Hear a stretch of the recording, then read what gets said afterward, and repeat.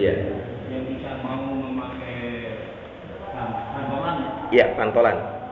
Dengan alasan Nabi tidak pernah memakai itu. Iya.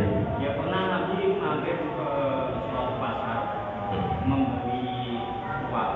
Sirwal. Tidak pernah dipakai. Iya. Ya kan tadi diterangkan bahwa di samping ketentuan yang syariah, di luar itu diserahkan pada nabinya. Iya. Gimana ini alasan mereka itu? Iya, tadi saya katakan di awal, selama masih banyak pendapat yang mereka adalah mengutarakannya ulama yang berkompeten, kita nggak bisa memaksakan kehendak kita. Kita kalau belajar ilmu syariah atau ilmu qada harus memahami bedanya fatwa dengan qada.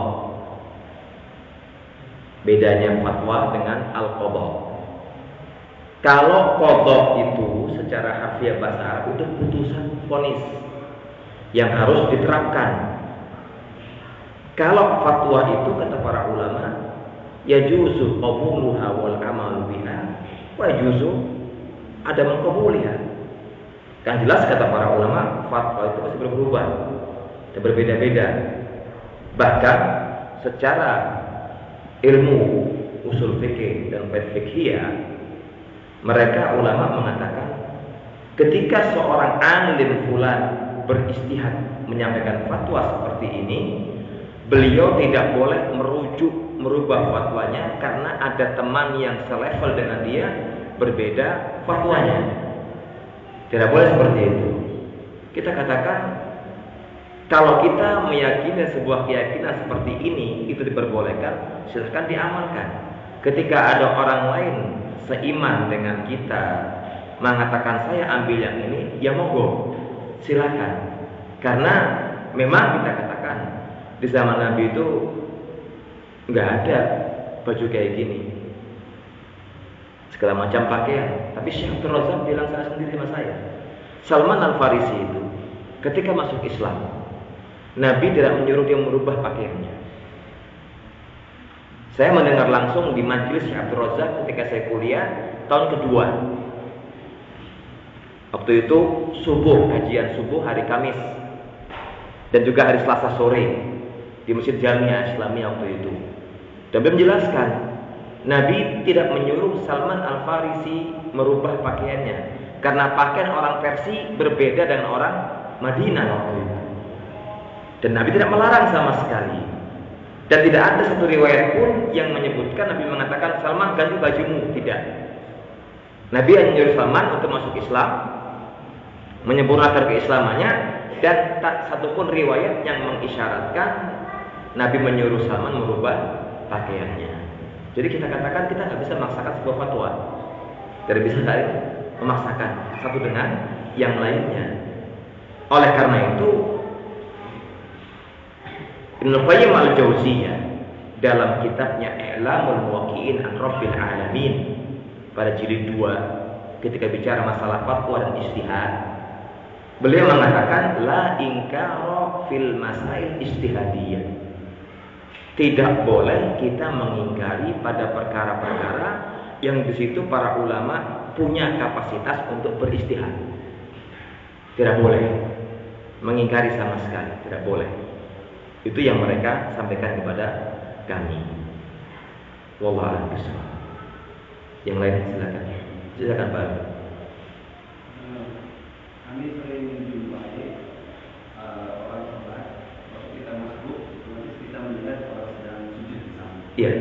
Itu kelihatan nanti apa namanya untuk sampai aurat itu ada di bawah. Iya. Karena kaos atau baju itu terlalu pendek. Pada posisi dia sujud itu kelihatan aurat. Apakah itu sah sholatnya ataukah kita katakan boleh, kita katakan bahwa sebenarnya atau ulang atau gimana? Itu yang pertama. Yang kedua, apa hukumnya menunjukkan sahwi? Lupa tuh sahwi. Artinya ada kesalahan. Tapi lupa sahwi. Pada akhir sholat pada. Ya. Baik. Ulama menjelaskan di banyak buku fikih mereka bahwasanya aurat yang besar ketika tersingkap dalam sholat dan tidak ditutup membatalkan sholat. Makanya kita upayakan tatkala kita menggunakan celana pun dalamannya ada kaos dalamnya misalnya dan bajunya agak panjang sedikit. Ya. Tatkala kita sujud nggak sampai tersingkap, mungkin maaf bahasa orang Jawa celengannya ketok misalnya, itu kan jangan seperti itu ya. Sehingga diupayakan semaksimal mungkin pakaian yang kita kenakan sempurna. Kecuali kalau dia nggak sengaja tersingkap, maka dia segera nutup lagi, itu nggak apa-apa. Kalau sampai tersingkapnya luas dan akhirnya menampakkan aurat besarnya, maka ulama hampir mereka mayoritas mengatakan suruh mengulangi sholatnya, disuruh mengulangi sholatnya. Contoh kasus kata mereka, seorang wanita sholat pakai mukena misalnya. Tahu-tahu ketarik sama anaknya, nampak rambutnya. Kalau dia segera menarik tutup rambutnya, gak suruh mengulangi. Kalau dia pura-pura bodoh dibiarin, alah cuek aja. Itu malah batal kata para ulama. Jadi mereka memilah antara kondisi seorang wanita ini segera menarik muknanya, nutup kembali ke wajah seperti ini, dengan orang yang sengaja dibiarkan. Anakku narik rapopo, ini udur misalnya. Jadi kata ulama mengatakan fuqaha, kalau dia langsung menariknya dan mengembalikan ke posisi semula, menutup auratnya, tidak usah mengulangi sholatnya. Kalau dibiarkan sampai berlarut, maka batal sholatnya. Yang kedua, apa hukum orang yang lupa sujud sahwi? Itu justru jawabannya dijawab oleh ulama pakar nahwu dan shorof. Kata mereka, al-musahghar la yusaghghar. Al-musahgharu la yusaghghar. Ini saya dapat dari kelas 2 atau tahun kuliah, debat di kelas guru fikih sama guru nahwu. Syekh, gimana kalau orang lupa sujud sahwi? Apakah perlu sujud sahwi lagi untuk nutupi yang pertama lupa? Ya. Bagaimana orang yang lupa sujud sahwi? Apakah perlu sujud 2 kali? Sahwi yang pertama, bayar yang pertama, yang kedua sahwi yang beneran.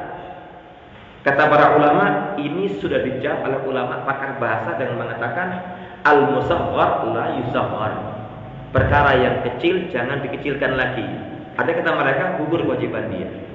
Gugur kewajiban dia. Dan ini disepakati para ulama fikih waktu itu. Mereka mengatakan al-musahghar la yusaghghar. Kalau orang sudah lupa sujud sahwi, sudah gugur kewajiban dia.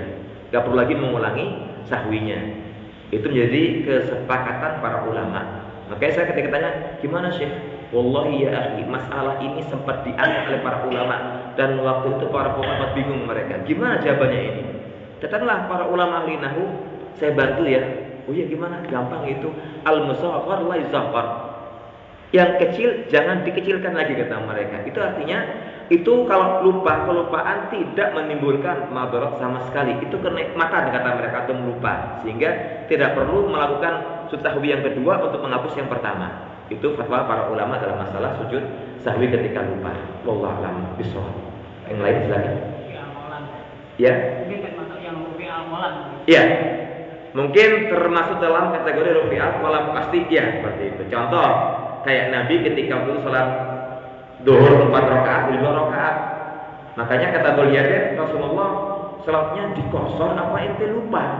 Anu gak masuk sholat, tapi itu 2 rakaat. Itulah manusia kata dia.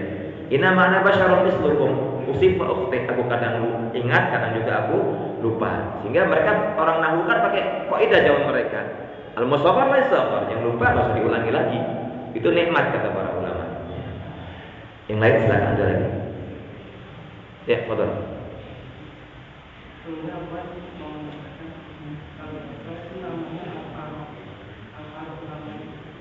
Apa itu? Iya.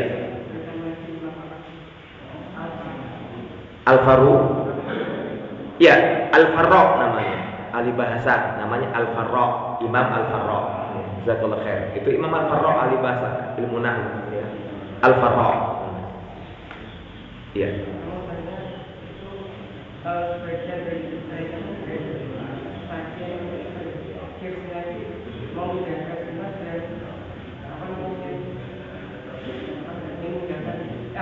Iya. masuk ke masjid sampai dia keluar lagi nggak salah. Kalau misalkan ada sebagian kita itu yang ingin memulai salaman setelah salam sholat itu, tapi kita tidak meyakininya, yang meyakininya bahwa itu ada fadilah tertentu, dan kita tidak menantinya atau tidak dilakukan terus, dan kita khawatir saking kecilnya kita tidak melakukan berkawal, tidak salaman, tidak sama sekali kita. Kira-kira mas, itu yang mana? Iya. Kondisi kedua tentang berjabat tangan setelah sholat.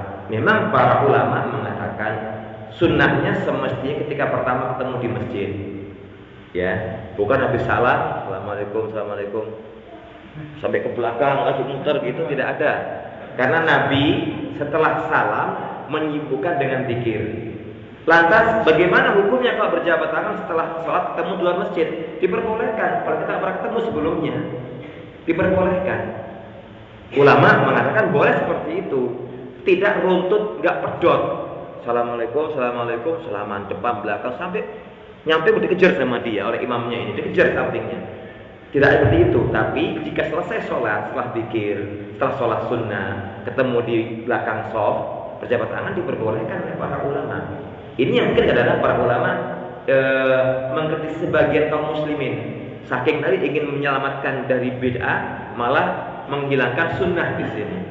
Lama nggak pernah ketemu, dia mas kabari, alhamdulillah, kalau selaman ya, untuk bid'ah. Ini malah keliru. Karena Nabi mengatakan mamin muslimaini yaltaqiyan, bukan pas sholat ini masalahnya, bukan pas sholat. Nabi memiliki hadis yang umum, tidak ada dua orang muslim yang berjumpa lalu mengucapkan salam dan berjabat tangan, melainkan akan gugur dosa keduanya seperti pohon merontokkan daun. Karena kata para ulama, selesai acara antum, sudah sholat ini, sudah zikir, sudah sholat sunnah, dan ketemu di teras masjid berjabat tangan, tidak mengapa. Tidak mengapa. Dan banyak kita kan kalau ini memang tidak boleh, niscaya mereka para ulama akan menyuruh kita berjabat tangan setelah ketemu di luar masjid. Dan terjadi para masyayikh yang kita lihat mereka berjabat tangan karena salam dulu, assalamualaikum. Jabat tangan terima oleh mereka setelah selesai sholat di luar masjid atau teras masjid. Makanya kata mereka dua opsi, antum berjabat tangannya ketika ketemu di masjid atau setelah selesai ketemu di luar, jabat tangan. Saksuainya apa kata para ulama, puas-puaskan kata mereka. Tapi ketika ini yang jadi masalah, ritual ini nyambung satu paket sehingga mengesankan kudu tahiyat salam langsung jabat tangan. Ini yang belum pernah diajarkan oleh Nabi Muhammad SAW. Mereka ingin mengamalkan sunnah tapi salah pengamalannya. Yang ini ingin selamat dari bid'ah malah meninggalkan sunnah. Kan sama-sama berbahaya di sini pada akhirnya, mematikan sunnah. Sehingga mereka mengatakan entah sebelum masuk ke masjid ketemu di teras berjabat tangan, atau ketika akan pulang ke masing-masing rumah mereka berjabat tangan diperbolehkan, tidak mengapa. Karena itu bukan dalam konteks bagian daripada amalia setelah sholat. Wallahu a'lam bishawab. Yang lain silakan. Yang terakhir mungkin ada lagi. Tidak ada insyaallah. Baik, subhanallah wa bihamdika asyhadu an la ilaha illa anta astaghfiruka wa atubu ilaik. Wassalamualaikum warahmatullahi wabarakatuh.